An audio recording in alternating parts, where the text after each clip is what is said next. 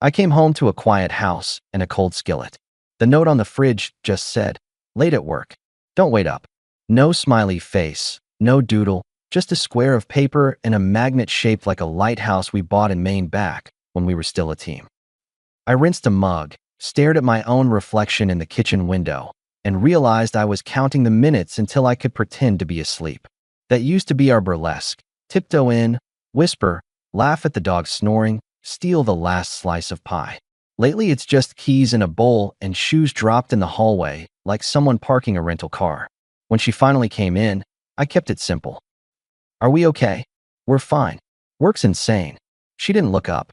Jacket on a chair, phone on the counter, eyes on a screen like I was background noise. The warmth I knew was gone. Another plate washed, another silence stretched. If I'd known where that line of silence was headed, I would have bought earplugs and a parachute. In the morning, I made eggs, the way we used to do together. She drifted in, hair in a tight bun that said meetings and schedules, not us. I set a plate down. "Sit. Eat something."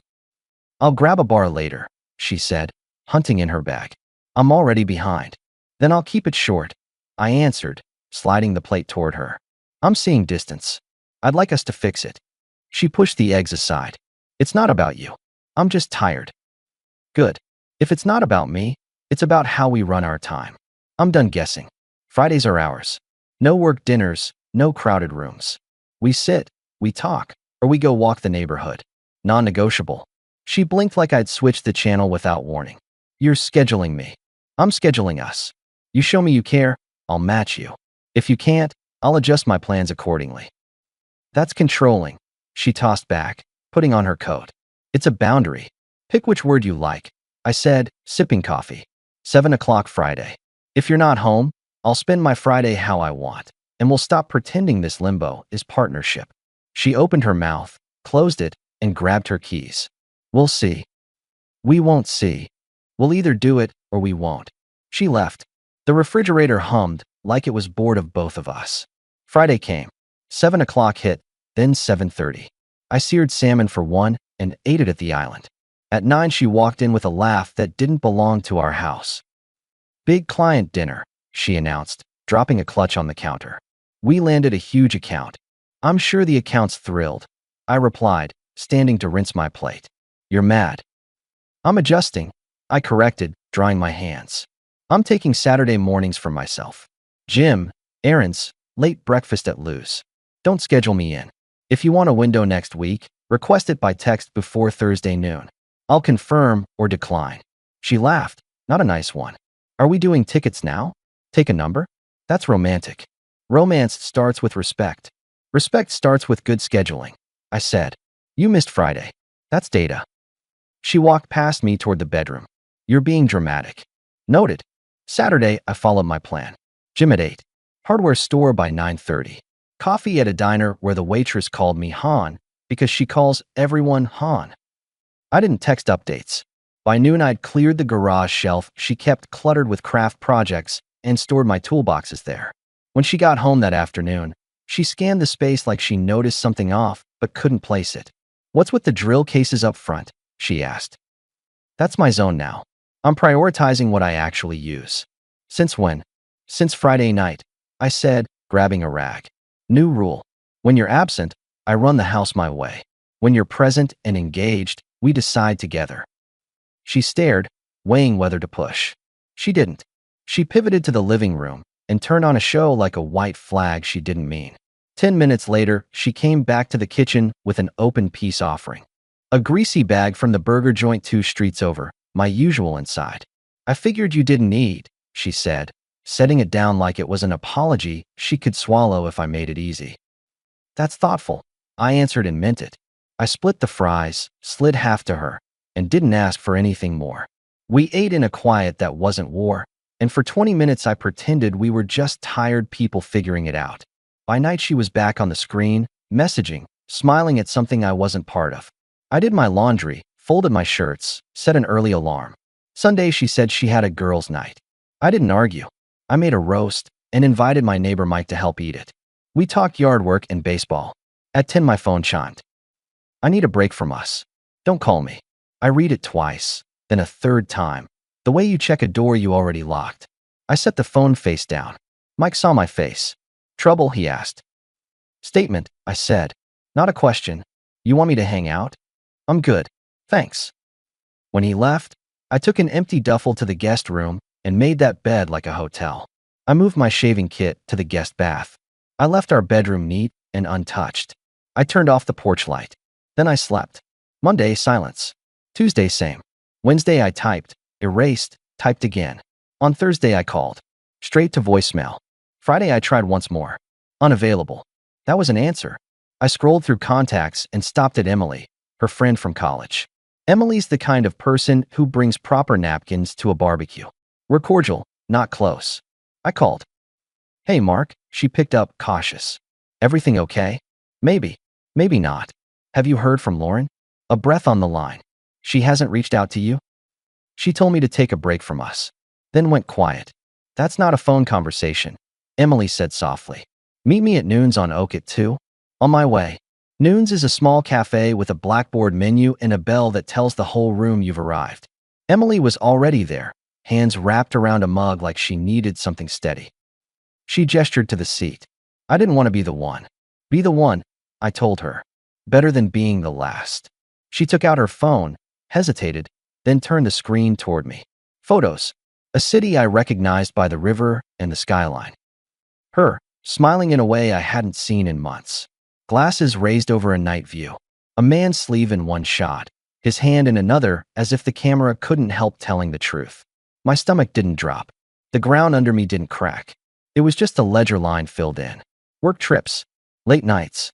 The girls' night. The break. All consistent. How long? I asked. A while, Emily answered. She hid her post from you. I told her not to do this. I told her to be straight with you. Thank you for telling me now.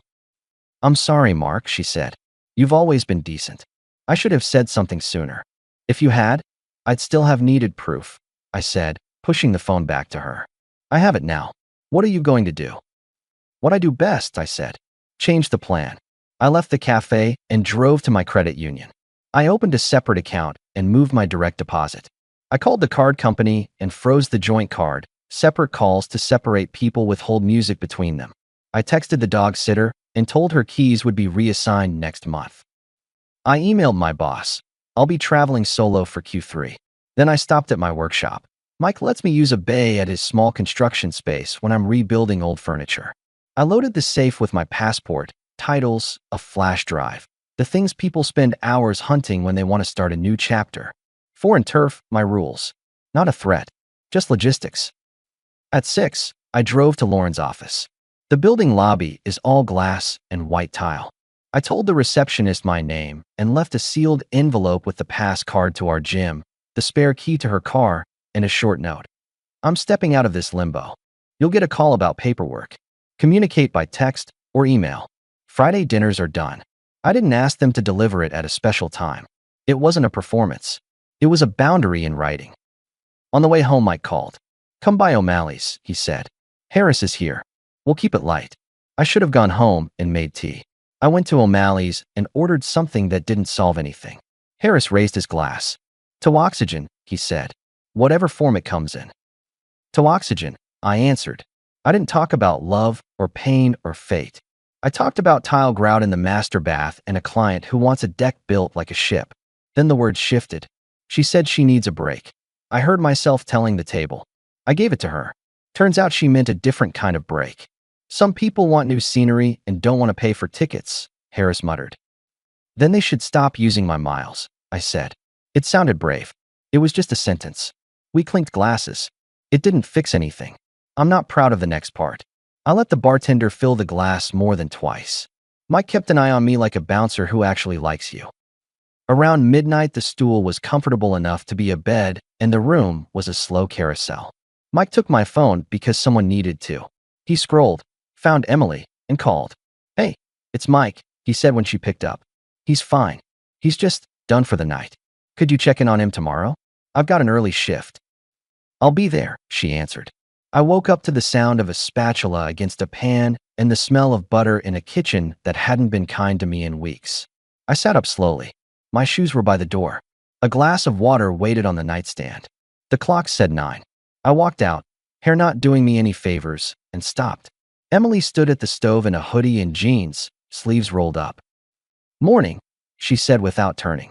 "Coffee's on. Eggs in 1 minute." "This is unexpected," I said, because I don't lie before caffeine. Mike called. "I didn't want you to wake up to silence." "Sit." I sat. She plated eggs and toast, set them down, then leaned back against the counter like she had something rehearsed and hated that fact. "I'm not here to fix anything," she started. "I'm here because I respect you. And I'm tired of watching people play games with a decent man. If you don't want me here, say so. You can stay," I told her. "Thank you." We ate. Forks on plates, the kind of quiet that isn't hostile.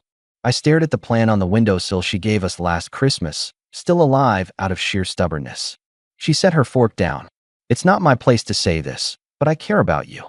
I always have, in a way I didn't let myself think about. If you need a friend, I'm here. If you need more later, I'm still here. If that makes everything messy, I'll take the heat." I took a sip of coffee. "I won't string you along.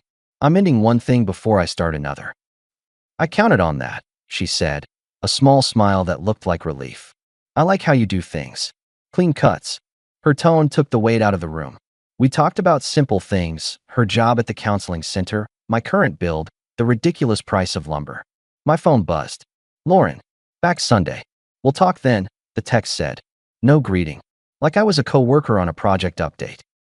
"I'll be home Sunday at 6, I typed. 10 minutes. Then I have plans." Emily stood, rinsed our plates. "I'll get out of your hair," she said, drying her hands. "You should have your space." "You made breakfast in it," I replied. "You can come back this evening if you want. I'm grilling." She paused at the door. "I want," she said. "Text me if you need anything before then." At noon my phone rang again. A voice that sounds like polished wood. "Mr. Harmon? It's Diane from Reese and Collier. Your documents are ready. You can pick them up any time today." "I'll be there by 4, I said. I showered. I shaved.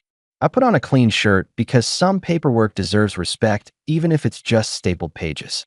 I drove to the office, signed what needed signing, tucked the envelope in my briefcase, and went home by way of the market. I bought 2 steaks, asparagus, and a bottle of red that pairs with boundaries. At 6 I set 2 plates, 2 glasses, and a small candle that Emily would appreciate. She knocked with a bag of salad and a look that said she hadn't second-guessed showing up. We ate on the deck. We didn't clink like a celebration. We acknowledged a threshold. "To new rules," I said. "To clarity," she added, raising her glass. We had 2 bites of steak when the knock came. Emily looked at me. I set my napkin down, stood, and opened the door. Lauren stood on the porch with a suitcase handle in her hand and a flight magazine smile that evaporated when she saw there were 2 plates on my table. "What is this?" she demanded, stepping in without waiting. "This is dinner," I answered calm. "And this is the end of limbo." Her eyes cut to Emily. "Of course," she said, a nasty little laugh. "Of course it's you." "Stop," I told her low. "You set the terms. I accepted them. We're done." "You're overreacting," she shot back. "I needed space. You made it into a spectacle. Freezing cards? Dropping keys at my office like a stunt." "It's not a stunt when there's no audience," I said, walking to the table and picking up the envelope. I set it on the counter. "Documents. Read. Sign. We'll coordinate the rest by text." She ignored the envelope, turned on Emily instead. "You had one job. Be my friend. Instead, you ran to him the second I got on a plane." Emily stood without making herself big. "I told you to be honest, Lauren. You chose not to be. I'm not going to help you mistreat someone who doesn't deserve it." Lauren's laugh cracked. "You think you're noble?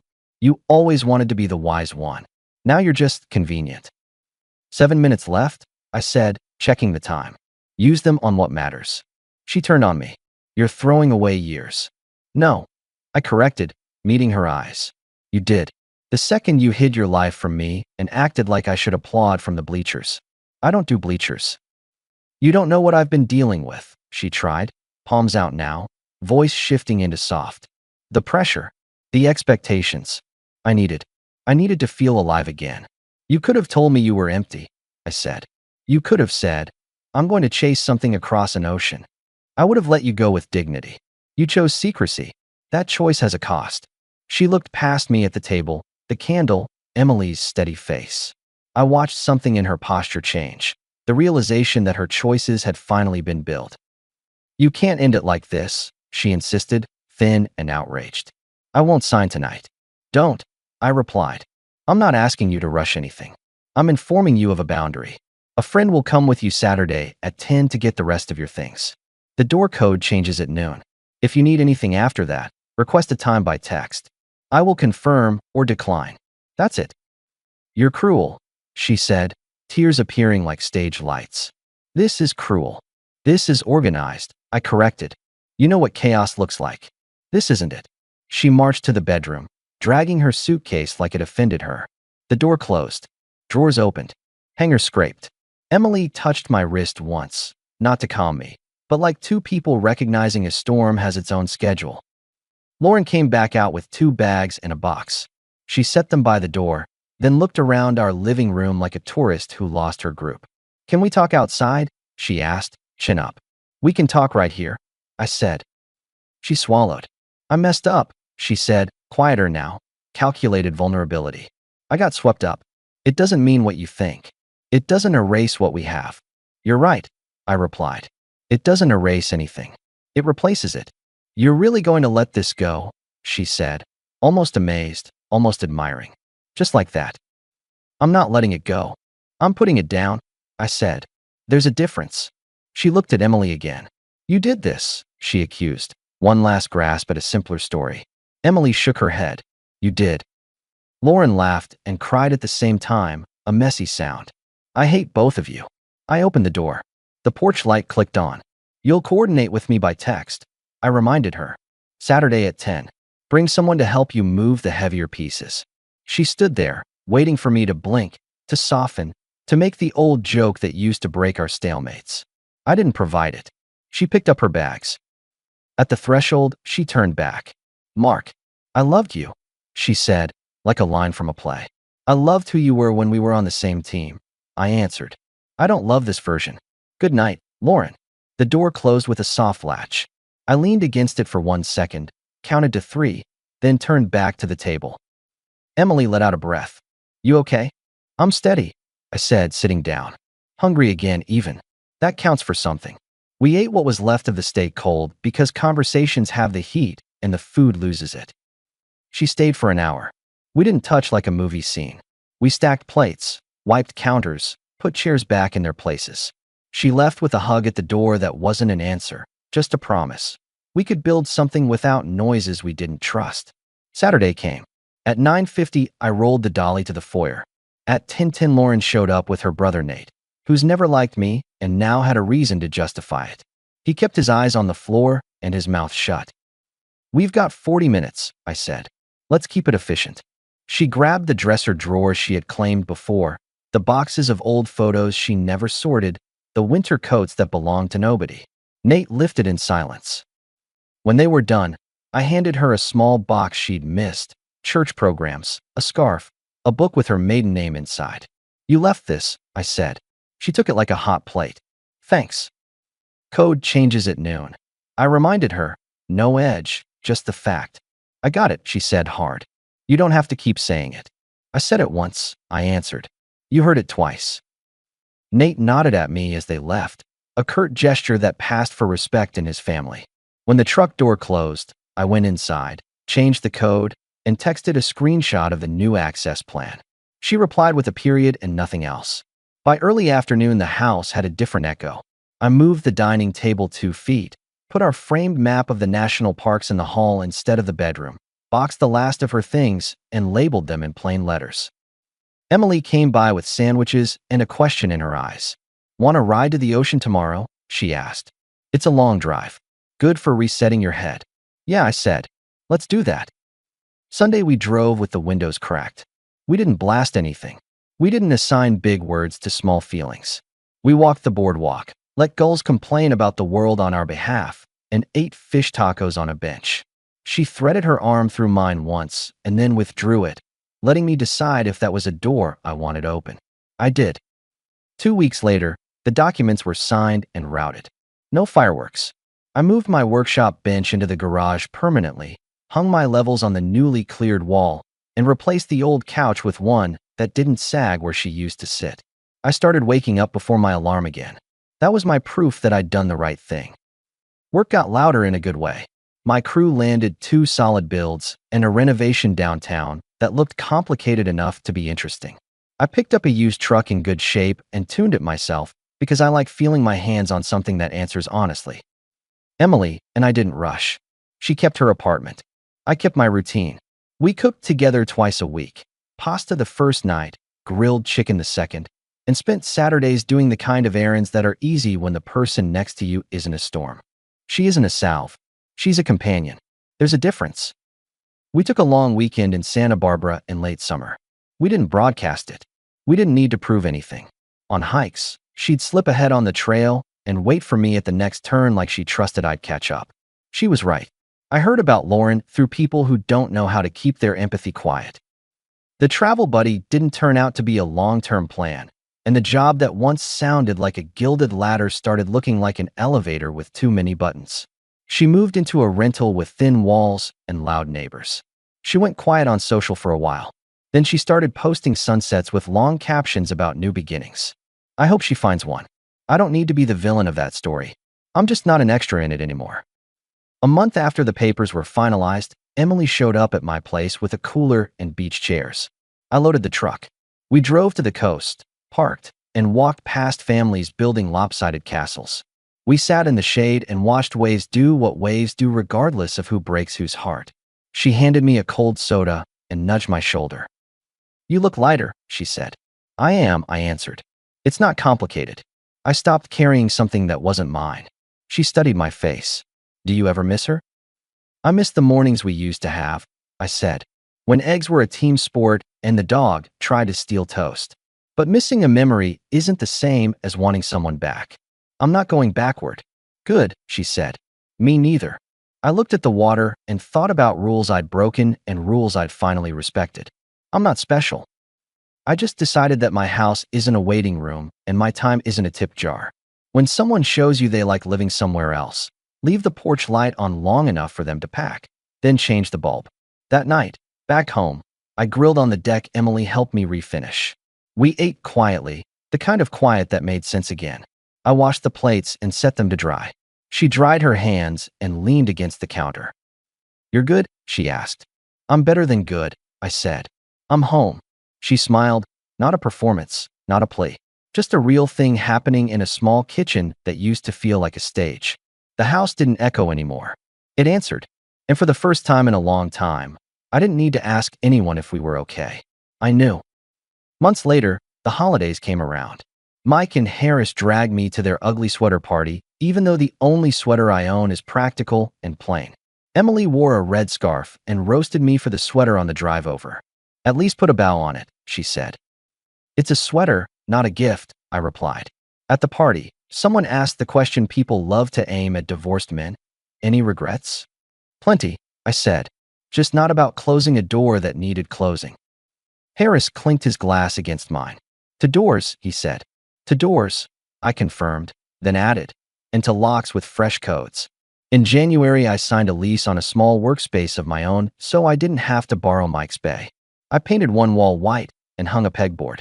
I put a coffee maker on a shelf and a radio by the window. It wasn't fancy. It was mine. I built a table out of reclaimed oak and sold it to a couple who argued about its size in front of me, and then agreed after I said I could add leaves. People are funny. They'll compromise on furniture long before they'll compromise on respect. I stopped trying to explain this to anyone and just built the table. Every now and then, I pass the lighthouse magnet on my fridge and remember that trip to Maine. I don't tear it down. I don't pretend it never meant anything. I also don't let it be a shrine. It's a reminder that good seasons exist and end, and what you do next is the measure.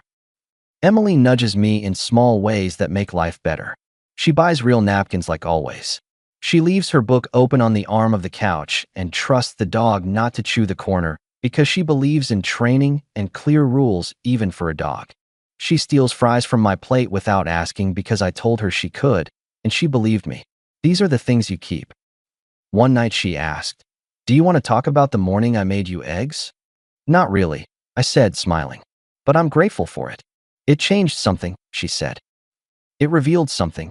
I corrected. I was ready to stop pretending. And you were ready to show up. That's all. She nodded. Sometimes that's everything. I don't tell this story to make anyone look worse or better. I tell it because men like me need to hear another man say it plain. There's a difference between patience and self-betrayal. There's a difference between mercy and being a doormat. You can love someone and still refuse to stand in a room where respect is optional. Walking away isn't drama. It's maintenance. If you're there now, reading notes on fridges, waiting for keys in bowls, checking your phone for any message that will let you sleep, here's what I learned. Set a rule. Keep it. Don't yell. Don't chase. Don't perform. Change the plan and stick to it. Make breakfast for yourself. And when someone knocks because the game they set up didn't go the way they wanted, open the door, hand them the envelope, and say the line that closes the chapter. Mine was simple. Our break is permanent. Good night. After that, refill your coffee. Move the couch 2 feet if you need to. Buy a truck that starts when you turn the key. Answer texts from the person who showed up with a spatula and a spine. Build something you can put your hands on. Then sit back and recognize the quiet for what it is. Not empty, not lonely, just honest. That's how you know you're living better than before. And if somewhere out there an old photo pops up with a city skyline and a glass held to the night, wish it well and keep walking. You don't live there anymore.